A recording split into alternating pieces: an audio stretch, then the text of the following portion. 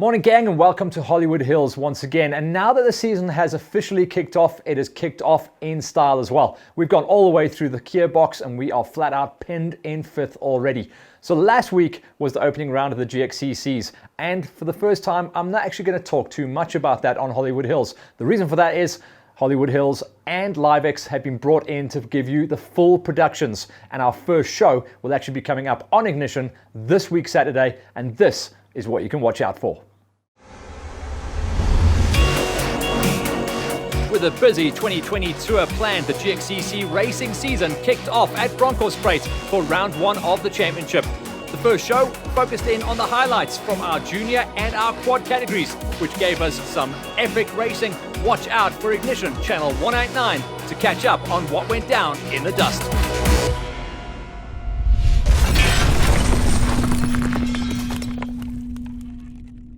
So watch out for that, and obviously keep an eye on the media as well going forward for the second part of the show. First show going to be all about the juniors and the quads. Second show is going to be our pro motorcycle category, and there's also going to be a bonus one as well, where on YouTube our support motorcycle categories will also get their slice of fame. So watch out for that. We're going to make everyone superstars at the GXCCs in 2020. And then the big thing that went down this weekend was up in Lesotho. The Live Lesotho crew picking up a doubleheader to kick things off, and the earliest start ever to a national championship. On the Friday, it was the national offroad, and on the Saturday, national enduro. And of course, remember, at the end of the season, we're going to be crowning an overall champion. So this is where everyone has to get their points tally going. So the big story was a lot of riders coming back into full fitness, giving us full, strong gates throughout all the categories. In the OR1, the big bangers, it was Kenny coming back swinging. He got a number 2 finish, and that set him up very nicely for the rest of his championship. Third place went to Wynand Delport. Now he's on a bit of a burner at the moment. He is now on the CIT Husqvarna squad. He walked away with the podium at the GXCCs, and he backs it up with the podium at Lesotho. So Wynand Delport all of a sudden is becoming a real key player as far as championships go. But the win went to Charon Moore, and it's a cool story this as well. Charon's been on the bounce for a couple of seasons now. He's been on the 450 and getting comfortable with it. At the end of last year, he walked away with a win on one of the double-header days for the final round of the national off-roads, and then he backs that form up as well, clearly staying very fit throughout the off-season, and he gets his win at the opening round. He's going to have to fight hard to hang on to that, but certainly a win is going to set him up nicely for the championship. In the OR2s, it was the returning champion, and that is Brett Swanepoel. So Brett coming out nice and strong as well. He is going to be the rider to beat on that gate. In the OR3s, the reigning champ, that's Brad Cox. So he's got his number 1 plate, even though he rocks the number 4, and he has set his stall out nice and early as well. Perfect terrain for Cox. He loves it up in Lesotho, and he is going to be one of those riders, along with Brett Swanepoel, who will watch to try and nail down the overall as well, because they are killers on off-road as well as enduro. The high schools, with a lot of riders moving up and out of the gates, it was Dylan Cox from the RBS Yamaha squad that walked away with his win. On the seniors, Wade Blau, no big surprise there, untouchable at the moment on the senior gate. And in the masters, insane Wayne Farmer absolutely killed it up in Lesotho. And those were the guys that walked away with the wins. Then you roll over the page into day number 2, and that was national enduros. Weather definitely played a part. It was super wet up in the lowlands and the highlands of Lesotho, and most of the weekend was based around Thaba Basu, so not too far, around about 40 kilometers outside of Masuru. Not too much rain during the event, but you could see it was very wet in the lowlands. So let's go through the categories once again. The big story here is the overall win of a returning rider, TT. That's double T, Travis Teasdale. He walks away with a category win as well as the overall win. So he is definitely going to be a rider to watch out for. But remember, he's going to be racing on the international WESS tour, so he might not be in it to win it for the whole way through the tour. Brad Cox got his win in category as well. That means he took a win in class on national off-roads and national enduro, and that is going to be one to watch out for as well.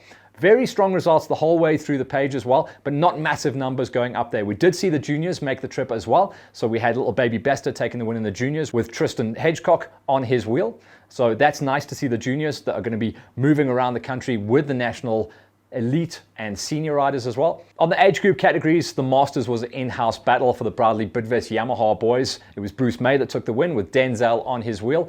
And on the senior gate, great story here. Graham Hedgecock, not too many years left on the senior gate, but he walked away with the win. And he is definitely going to be a rider to watch out for the overalls as well. And traveling with little Tristan is going to be fun for him as well as the family roll around the country in the big van. Remember, they traveled all the way from Cape Town to make the trip up to Lesotho to get the points on the page. So that's a little quick run through. Sorry if I didn't tag all the categories, but there's quite a lot to get through on this version of Hollywood Hills for this week.